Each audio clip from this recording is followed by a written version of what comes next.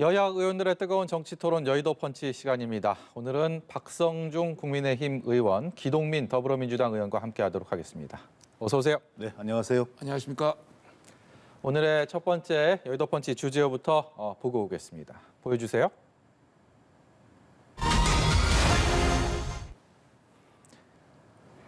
윤석열 정부가 출범을 했습니다. 아울러 윤석열 정부의 1기 내각도 출범을 했습니다. 그런데 완전체가 아닙니다. 반쪽 내각이라는 표현을 하고 있습니다. 장관직이 아직 채워지지 않았고요. 임시 국무회의가 내일로 확정이 됐는데 누가 어떻게 참석할지 아직까지 정해진 것이 없습니다. 오늘 그 얘기 좀 해보도록 하겠습니다. 윤석열 대통령 한덕수 총리 후보자 임명동의안 이것을 1호 결재로 해서 국회에 제출했다는 소식 다들 들으셨을 겁니다. 야당이 된 민주당을 상대로 총리 인준을 빨리 해달라 이런 압력이 아닐까, 이런 압박이 아닐까라는 생각이 드는데 그만큼 또 간절한 부분도 보이고요. 두 분께 차례로 어떤 입장에서 또 어떤 심정에서 그리고 앞으로 어떻게 여기에 대한 대응을 하실지에 대한 것들을 총평을 좀 들어보도록 하겠습니다. 먼저 박 의원께서 말씀해 주시죠. 네. 여소야대의 혹독함 역시 몸으로 느낍니다. 뭐 하루 이틀밖에 되지는 않았지만은 뭐 어떤 이는 출래불사춘이라고 봄이 왔는데 봄에 온 것 같지 않다. 네.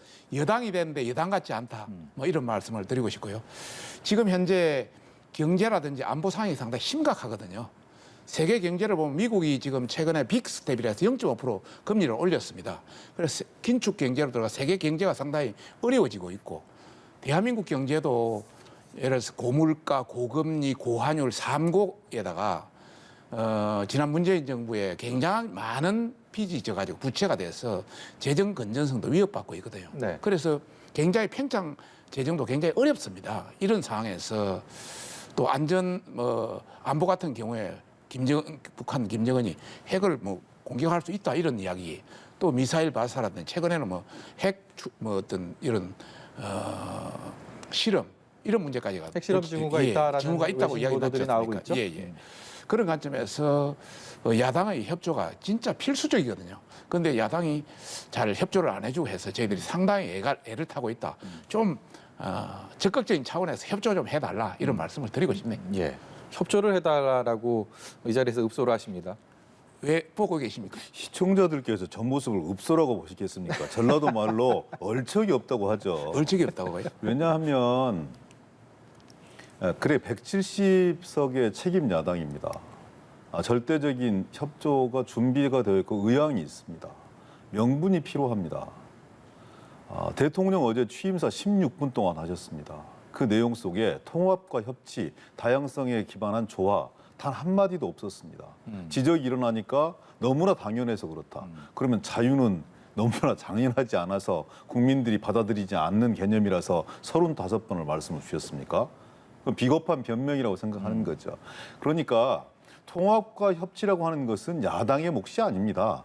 얼마만큼 룰링 파티에서 그리고 대통령께서 통합과 협치에 대한 간절함이 있는가 이런 게 초기의 메시지고 그게 취임사로 드러나는 것입니다. 혹독함을 겪고 계시다고요? 이틀밖에 안 지났습니다. 저희들은 이틀 동안 엄동소란을 느낍니다. 드디어 우리가 동토의 왕국에 들어섰구나. 취임사 한마디를 봤을 때 그럴 수밖에 없겠구나 이런 생각들을 갖는 거예요. 협조하지 않았다고요? 아니, 협조 들어보세요. 아직은 이틀밖에 지나지 잠깐만 않았는데 들어보세요. 전체적인 분위기가 그렇게 가기 때문에 총리 인준하는데 6개월 걸렸습니다. 국민의힘 전신의 당이 한 일입니다. 이낙연 국무총리 인준하는데 21일이 걸렸습니다. 이틀 지났는데 협조하지 않는다고요? 협조를 하게끔 신선한 상품을 내놓아야죠. 경제와 안보가 정말 위급하다. 협조해 줬으면 좋겠다. 안보를 그렇게 신경 쓰는 정당이, 강조하는 정당이 어떻게 청와대를 국방부로 이전을 합니까? 국방부가 5개로 쪼개져 있습니다. 위기관리센터가 제대로 작동되고 있는지 안 되고 있는지도 확인할 네. 수가 없습니다. 이런 상황을 봤을 때 그거는 저는 야당을 겁박하기 위한 그런 수단이다, 명목이다. 그래서 그렇게 하시는 게 아니라 새로운 사람들을 내놓고 그리고 과연 한덕수 총리가 국민적 평가를 잘 받고 있는 것인지에 대한 냉철한 평가들을 스스로 먼저 해보셔야 된다고 생각하고요. 그냥 시간을 압박해서 집권 초기니까 경제와 안보가 중요하니까라는 논리가 아니라 왜 지금 이 시기에 통합과 협치가 필요하고 그 첫 단추를 한독수를 통해서 끼워야 되는지에 대한 대국민 설득과 더불어서 야당 설득을 하셔야죠. 야당에게는 아무런 설득도 하지 않은 채 무조건 협조하라, 투항하라, 굴복하라 이렇게 하면 그래도 더불어민주당도 0.74%지만 대단한 1,600만 표 이상의 국민적 지지를 받은 정당인데 책임 야당으로서 현재와 균형의 원리에 충실해야 되지 않겠습니까? 어떻게 그렇게 흠결이 많은 인사들을 무작정 통과시킬 수 있겠습니까? 국민의힘이 야당이었으면 그런 흠집 많은 인사를 통과시켰겠습니까? 그렇지 않은 저도 건 이야기 좀 아니겠습니까? 합시다. 예. 너무 한쪽에서 그냥 예, 반론 기회 드리겠습니다. 우선 협치와 통합 이런 관점에서 짐사에 들어있지 않다고 말씀하시는데 그는 당연한 경우고 우리가 최선의 노력을 하겠다. 너무 자유라든지 이런 것이 전 정부에서 여러 가지 억제되고 했기 때문에 그런 걸 강조하다 보니까 모든 사항을 넣을 수가 없어서 그런 것이고요. 모든 게 아니라 기본적인 자, 상황이죠. 제가 이야기하고 있는 중입니다. 두 번째, 취임새입니다. 취임새. 여러 가지 인사들에 대한 부분도 문재인 정부 인사와 비교해서 결코 뒤떨어지지 않는다 이런 말씀을 드리고 싶고요. 방금 그 이낙연 총리를 말씀하셨는데 이낙연 총리의 19일 뭐 걸렸다고 자꾸 이야기를 하시는데 21일이 21일 걸렸다고 하시는데 그 당시는 바로 대통령이 당선되고 바로 업무를 시작했어요. 인수위가 없었습니다. 네, 그렇죠. 이낙연 총리는 인사청문회 진행 후에 임명동의안 표결에 4일밖에 안 걸렸습니다. 그런데 지금 표결 날짜도 안 잡아주잖아요. 그런 관점에서 전혀 차원이 다르다. 지금 잘못 알고 자꾸 이야기하시는데 6개월은요? 그 6개월은 그 전에 이야기고 그 전에는 인사청문회라는 게 제도가 기준이 없었어요. 동일해야죠. 예, 그때는 없었어요 그런 예. 제도가. 한마디만 제가 다시 답변 드릴게요. 다시 한번 이야기하지만은 네. 앞으로 뭐 저희들도 잘 하겠지만은 네. 우리 야당에서도 네. 적극적으로 협치해서 국민들이 기대하는 게 있잖아요. 네. 특히 총리 같은 경우 여론조사를 해보니까 통과하라 동의하는 것이 50%고 네. 반대한다는 게 35%밖에 안 되지 않습니까? 네, 이런 걸 저는- 본다면 전반적으로 감안해서 우리가 같이 협치하자. 네. 다시 한번 부탁드리고 싶습니다. 적절치 못하다는 여론조사 결과 역시 있었죠. 여론은 있었죠. 요동치고 있는 있었죠. 것이기 때문에 어떤 특정한 기관의 특정한 시기에 여론조사만 인용하는 건 맞지 않다는 말씀을 드리는 거고요.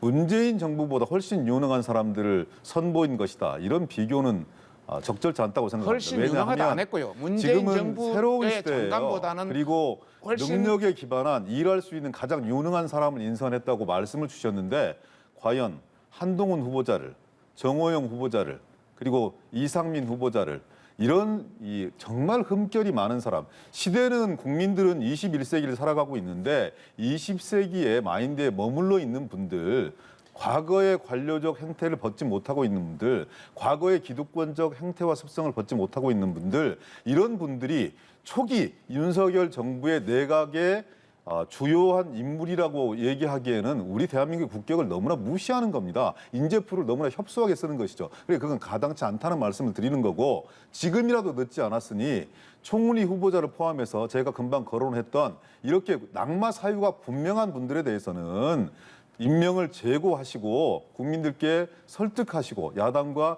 협의를 통해서 기원님. 공통부모를 찾아 나가는 것이 당선인과 국민의힘 지도부가 해야 될 일이다. 예. 무작정 겁박하지 마라. 네. 이런 말씀을 드리고 싶습니다. 정호영 후보하고 한 후보자가 어떤 문제가 있죠? 그러니까 저는 저런 정호영 후보자가 인식들 어떤 문제가 자체가 있었죠? 정호영 후보자는 어떤 문제가 있죠? 자녀들 문제를 건드리는 거 저 좋아하지 않습니다. 그러니까 다만 자녀들의 어떤 문제가 그 있었죠? 과정 속에서 일어난 특혜의 문제, 누가 보더라도 아빠 찬스를 활용하지 않았다라고 아빠 찬스가 얘기하지 않을 수 없는 그런 문제들에 대해서 아무런 해명들도 없고 그 해명 역시 국민적 공감들을 일으키지 못하고 있는 거고요. 한동훈 후보자, 법무부 장관 내정자입니다. 춘풍추산 자신의 문제에 대해서 더욱더 엄격하게 규정하고 관리해야 될 사람이라고요. 과거에 본인이 했던 조국 수사 당시 아니면 이 검찰 고검장으로서 했던 잣대 본인이 그대로 수용해야 되는 것입니다. 거기에 대해서 국민적 사과가 있어야 되는 것이고 의혹에 대한 명백한 해명이 있어야 되는 것입니다. 네. 그것에 대해서 납득할 수 없는 그런 상황인 거잖아요. 기동민 의원님. 그것에 대해서 왜 예. 받아들이지 않습니까? 자, 제가 한마디만 할게요. 뭐 자꾸 길어지니까 정호영 후보자요. 아들, 딸 편입 문제에 대해서 상당히 국민들 공감이 있잖아요. 그런데 공분이 있죠. 제 말을 끝까지 듣고 이야기하세요. 공감이 있다고 보니까. 편입 시험에 대해서는 1등하고 면접 시험이 엄청 좋아가 된 건 줄 알았는데 실제 공개하니까 편입 시험은 1등했고 면접 시험이 낮았어요. 그래서 우리 당도 고민하고 있는 거예요. 원래는 우리 당도 문제가 있다고 판단해가지고 그게 의견을 올렸어요. 실제 점수를 공개해 보니까 편입 시험은 1등하고 면접 점수가 오히려 낮았어요. 그래서 우리가 그런 겁니다. 그다음에 우리 한 후보자 단건으로 합시다. 한 단건. 후보자. 아니, 거기에 대해서 잠깐만요. 네. 한 후보자. 지금 인터넷에 들어가 보셨어요? 인터넷 들어가서 댓글 한번 보셨어요? 정말 이런 코미디도 없다. 이런 코미디도 없다 이래요. 네. 민주당이 완전 실패다. 네. 민주당이 완전 잘못했다. 그게 조금 이따 이야기가 나올 테니까 내가 상세히 그러니까 공개해 두 가지만 드릴게요. 간단하게 네. 반론을 드리죠. 애초에 그런 상황을 설정하지 말아야 됩니다. 정호영 후보자 같은 경우에는. 본인이 병원장으로 재직하는 공간에 이 본인의 자제분들이 특정한 행위를 한다는 자체가 오해를 불러일으킬 수밖에 없는 그런 상황인 거다. 세부적인 사안들에 있어서 공정했다라고 주장하기에는 그 전체적인 상황들이 국민적 눈높이에 맞지 않기 때문에 해명 과정이 계속 뒤바뀌고 있는 것이기 때문에 옳지 않다. 장관하고는 이런 전혀 말씀을 차원이 드리는 다른 거고요. 거예요. 예. 차원이 다른 게 아니라 훨씬 더 심합니다.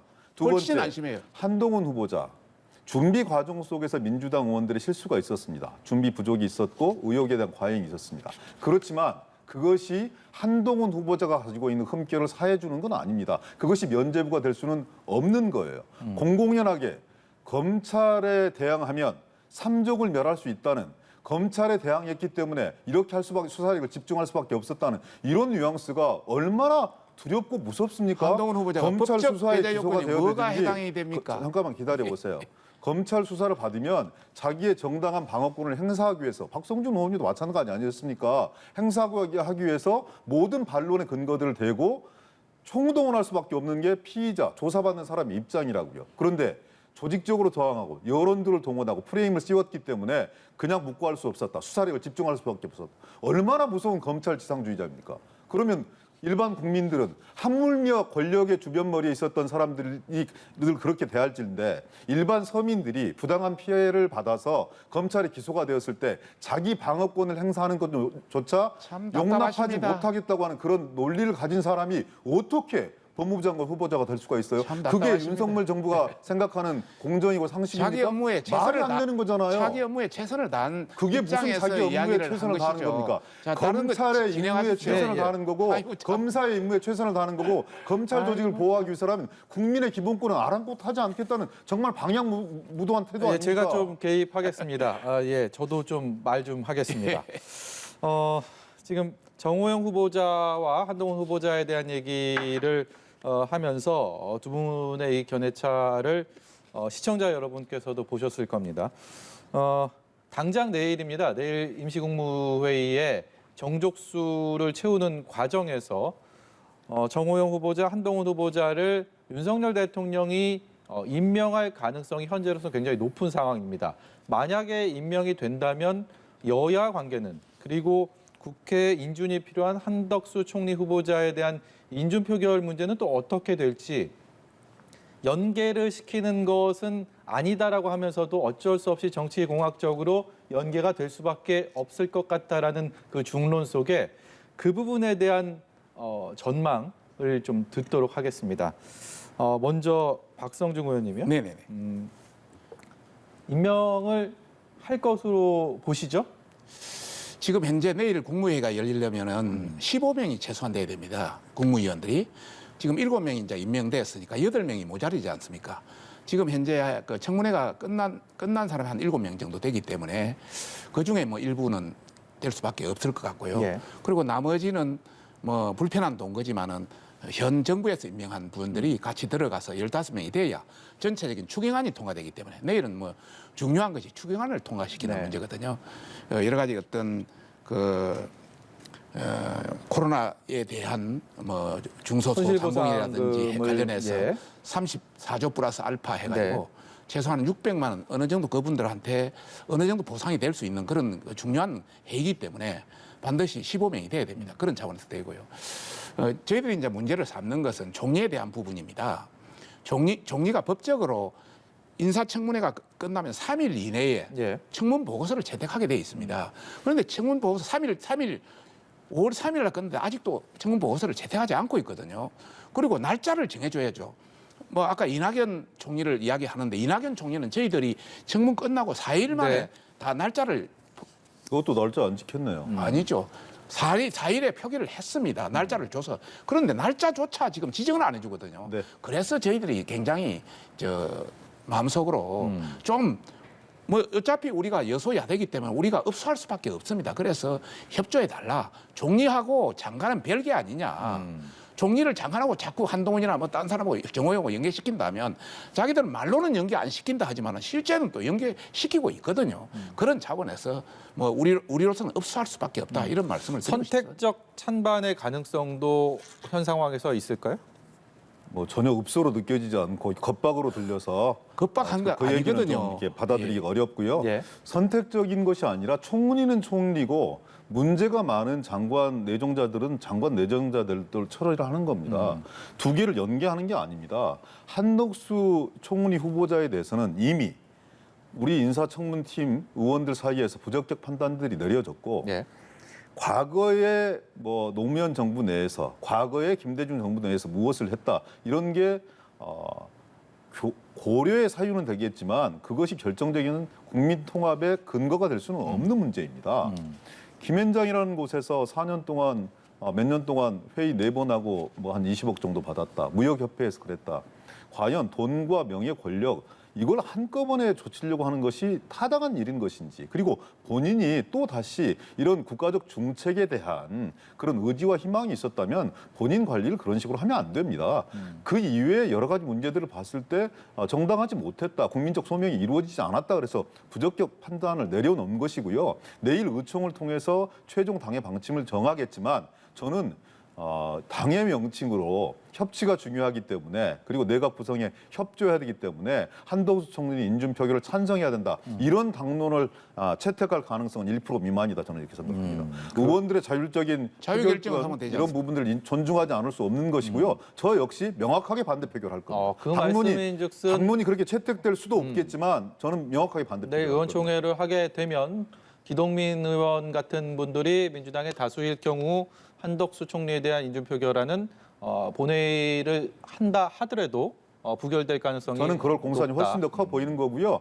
그것과 또 무관하게 금방 말씀드렸던 한동훈 후보자라든지 이상민 후보자라든지 정호영 후보자 이런 부분들에 대해서 대통령 차원의 결단이 있거나 본인들이 스스로 선택하지 않으면 그리고 임명을 강행한다면 그것은 어제 예. 취임사에 빠져있던 통합과 협치 전혀 생각이 없다. 예. 이런 시그널로 받아들이고 거기에 합당한 대처를 하겠다 이런 말씀드립니다. 제가 한 말씀 드리겠습니다. 지금 연기 안 하겠다고 뭐 또 공식적으로도 이야기를 하고 또 우리 기동민 의원도 이야기하시는데 그동안 우리 권성동 원내대표도 그런 말을 했습니다. 정호용하고 한동훈 후보만 한다면은 한덕수 총리 후보에 인전에 해주겠다 이런 물밑 협상도 들어왔을 거예요. 또 박홍근 원내대표가 이야기를 했습니다. 한 후보자 임명을 강행하면 총리 인준에 감안할 수밖에 없다. 분명히 이야기했습니다. 이런 차원에서 본다면은 속과 겉이 다르다. 이런 말씀을 좀 드리고 싶고요. 그래요? 네. 그럼 제가 이렇게 반론 드려볼까요? 권선동 원내대표는 그런 얘기를 국민들 앞에 할 자격이 없는 분입니다. 왜 본인이 검찰 수사 기소 분리 과정 속에서 예. 불러준 대로 국회의장이 합의서를 작성을 했고 의총에서 추임받았고 당선인한테 엔도스를 받았다고 했고 인수위 역시 환영 논평을 낸 걸 하루아침에 손바닥 뒤집듯이 여야 합의를 뒤집은 장본인이에요. 그분이 어떤 말씀을 지금 이 시기에 하신들 국민들이 믿겠습니까? 협상의 파트너인 더불어민주당이 믿겠습니까? 제가 믿겠습니까? 예. 전혀 신뢰할 수 없습니다. 예, 제가 다시 또 개입을 해야 될 것 같습니다. 예. 지금 권성동 원내대표의 이른바 검수완박 법안에 대한 국회의장 중재안에 대한 이것을 뒤집었다. 여기까지 가게 되면요, 저희가 다른 얘기를 할 수가 없습니다. 한마디만 더 하겠습니다. 권성동 의원이 모든 최종 결정권자가 아닙니다. 자기가 협상했더라도 그 안이 네. 국민들 저항이라든지 우리 진영에 엄청난 저항이 만약에 있다면 그걸 번복할 수 있는 겁니다. 그거는 우리 민주당은 그럼 다 지켰습니까? 예, 여야 합의 사항은 최소한 다 지켰습니다. 법사위원장은 거기서 깨면 다 여야 우리도 깹니다. 합의사항도 지금 안 지키려고 거기서 하고 있잖아요. 깨면 여기도 깨요. 네. 여기만 지켜야 될 이유가 없어요. 아니죠. 야당입니다. 그래서 서로의 어떤 선을 지키자 이런 선을 지켜주세요. 예, 예. 예. 선을 안 지키고 이야기하시니까 지금 하신 말씀을 저희가 두 번째 주제어를 보고 바로 이어가도록 하겠습니다. 두 번째 주제어 보여주세요.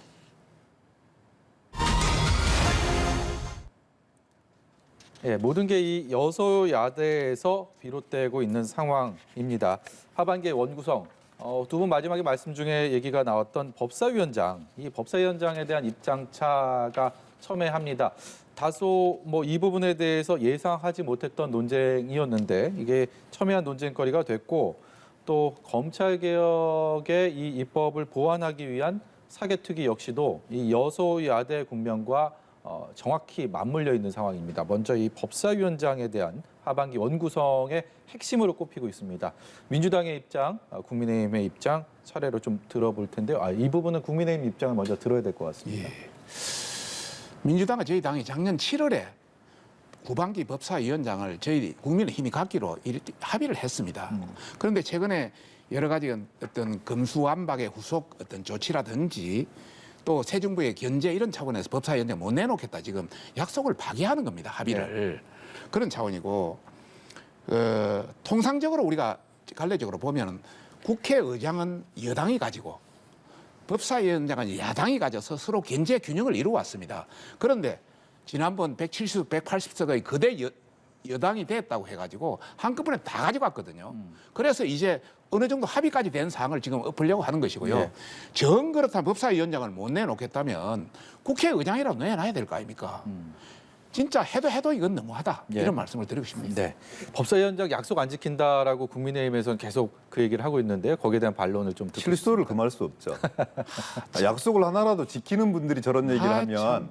내가 어느 정도 존중하고 인정하겠는데 약속을 파기하는 걸 반복듯이 하시던 분들은 국민의힘 지도부예요. 지난 1년의 여야 협상 과정에서도 마찬가지였죠. 참 저는 답답합니다. 박성중 예. 의원님은 신뢰합니다만 우리 둘이는 아니잖아요. 그 당의 지도부는 전혀 신뢰할 수가 없다 이런 말씀을 드리는 거고 관례를 잘못 말씀을 주셨는데요. 국회의장은 여당 몫이 아니라 다수당 몫이었습니다. 법사위원장은 전통적으로 보면 야당 몫이었죠. 몫이었잖아요. 그러니까 그래도 다수당 그렇게 몫이고 법사위원장은 야당 몫이기 때문에 그 관례로 따지면 통상적으로 당연히 그렇게 해왔어요. 국회의장 다수당 더불어민주당이 해야 되는 예. 것이고 야당인 더불어민주당이 법사위원장을 맡는 건 당연한 것이죠. 다만 이전에 합의가 있었어요. 그 합의를 존중해야 된다는 주장에 동의합니다. 그런데 그 합의를 그 이후에 진행 과정 속에서 깬 것은 국민의힘인 거고요. 저는 우리가 어떻게 제가 깼습니까? 그 아이고, 합의를 민주당이 깼지 다 않습니까? 깨야 된다라고 말씀드리는 것이 아니라 참 답답하시네.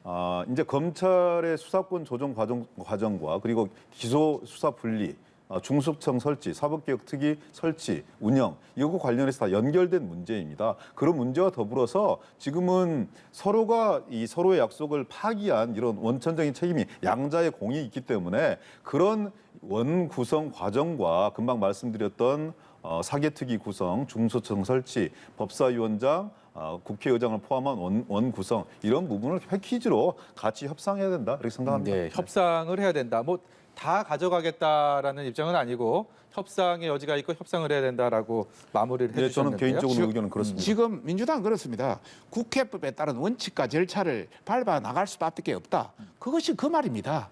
결국 뒤에 숨겨지는 의도는 그런 협상할 것이다. 생각이 없다. 예, 다 가져가겠다. 가져가겠다. 아니 묵직하겠다. 아까는 법 지켜야 된다고 그래서 법대로 하자는 건데 근데 뭘 무슨 말씀을 하세요? 법이 있지만 법도 그리고 또 있지만은 그 모든 법을 것은- 탄력적으로 운영하는 것이 정치 세력 간의 타협이기 때문에 그 타협과 절충을 이루어낼 수 있는 노력을 최선을 다해서 하겠다고 제가 말씀을 드린 거예요. 네. 우리 저 기동민 의원 말을 믿으면 양식을 믿어주십시오. 괜찮은데요. 네. 워낙 민주당이 약속을 안 지키고 그런 얘기를 하시면 합의를 안 지키기 때문에 윤석열 그런 정부의 통합과 협치가 그렇습니다. 더 어려워지기 때문에 그런 감정 섞인 예단은 하지 않았으면 좋겠습니다. 이게 이제 발등의 불입니다. 5월 말이고 이제 6월이면 하반기 국회가 시작되기 때문에 원구석을 다시 해야 되는 상황인데 이 견해차를 남은 기간 동안에 또 지방선거라는 또 중대 변수가 있기 때문에 이런 것들을 다 고려해서 여야가 협치를 하고 이 접점을 찾게 되면 그야말로 국민들의 박수를 받겠지만 현실적인 상황이 녹록치가 않습니다. 그래서 이 접점을 찾는 길이 과연 어떤 방식으로 어떻게 이루어지게 될지에 대한 언급도 오늘 이 자리를 빌어서 좀 해보고 싶은데 여당이 된 이준석 대표의 말에 빌리면 여당이지만 춘내불사춘이다. 봄은 왔지만 봄이 아니다라는 국민의힘은 어떻게 이 절충점을 찾아야 된다고 생각하십니까? 저희들이 뭐 의석수가 워낙 적기 때문에 할 수 있는 것이 우리 독자적으로 할 수 있는 것이 없습니다. 그래서 뭐 봄이 왔지만 봄 같지 않다. 지금 여당이지만 여당 같지 않고 어떻게 하든 그 야당하고 같이 갈 수밖에 없는 그런 절박한 입장이고요. 그래서 뭐 어차피 그 야당하고 계속 뭐 우리가 야당을 쓰다 보니까 이 발음에 그게 잘 안 예. 나옵니다. 야당하고 같이 갈 수밖에 없는 입장이고요. 하여튼 끝까지 최선을 저희는 다한다. 뭐 그게 변함이 없습니다. 반면에 역시 이준석 대표의 말을 민주당에 대해서는 동래불사동, 겨울은 왔지만 겨울 같지 않다라고 표현을 했는데 여당에서 야당이 된 게다가 다수당을 유지하고 있는 민주당 입장에서는 또 어떤 입장에서 어떤 전략을 가지고 협상과 협치에 나서야 될지에 대한 부분들 새로운 고민이 아닐까라는 생각이 드는데요. 이준석 대표는 정치평론 그만하셨으면 좋겠어요. 실제 우리가 느끼는 이 오목한 분위기를 전혀 알지도 못하면서 그렇게 언어의 유의를 즐길 때가 아니다. 책임 있게 집권 여당의 대표로서 야당을 상대해야 된다. 언어의 유의에 지금 빠져 있을 때가 아니다라는 말씀을 먼저 드리고 싶고요. 예. 윤석열 정부가 성공해야 합니다. 그 성공의 첫 단추가 저는 통합과 협치라고 생각합니다. 더불어민주당 역시 윤석열 대통령의 실수와 실언 그리고 잘못된 인사 내각의 반사 이득으로 안주할 생각 전혀 없습니다. 그렇게 되면 정치에 대한 발전이 요원하다고 생각합니다. 국민들만 불행해집니다. 그래서 정치권이 잘해야 합니다. 그 잘하는 첫 단추는 죄송스럽게도 야당에게 그 책임을 물어서는 안 됩니다. 전적으로 룰링 파티, 여당의 책임입니다. 대통령의 책임입니다.